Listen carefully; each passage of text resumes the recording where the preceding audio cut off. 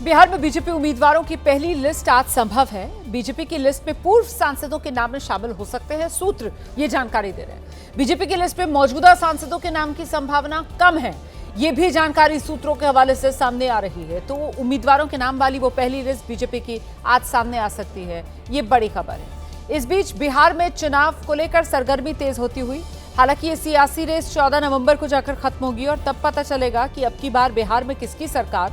लेकिन फिलहाल सीटों की रेस में एनडीए ने बाजी मार ली है। बिहार में एनडीए ने सीट बंटवारे का पेच सुलझा लिया है। बिहार में एनडीए की कौन सी पार्टी कितनी सीटों पर चुनाव लड़ेगी, ये तय कर लिया गया है। शाम को संयुक्त प्रेस कॉन्फ्रेंस एनडीए की तरफ से की जाएगी। वहीं महागठबंधन में अभी भी सीट बंटवारे को लेकर टेंशन बरकरार है। एनडीए में बीजेपी और जेडीयू दोनों 101 सीटों पर, मतलब बराबरी सीटों पर चुनाव लड़ेंगे।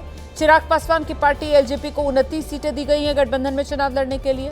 वहीं मांझी की पार्टी और उपेंद्र कुशवाहा की पार्टी के हिस्से में 6 सीटें आई हैं, लेकिन महागठबंधन की गाड़ी अटकी हुई है।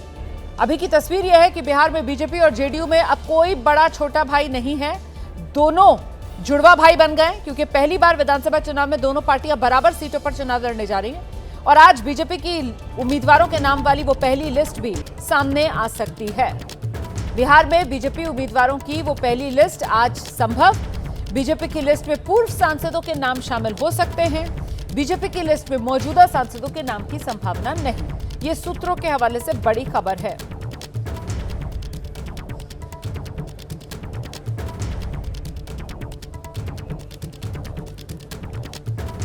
सीटों का समझौता हो गया है।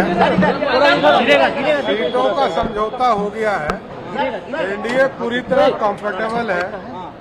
अब आगे सब लोग चर्चा करके कहाँ से कौन प्रत्याशी होगा, कौन पार्टी लड़ेगी, इसको भी जल्द क्लियर कर।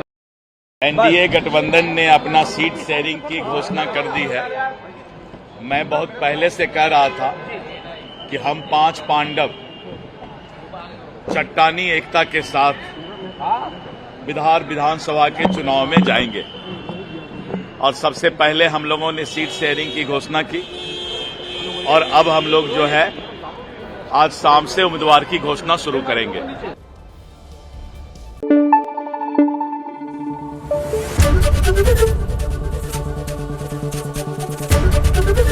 एबीपी न्यूज आपको रखे आगे।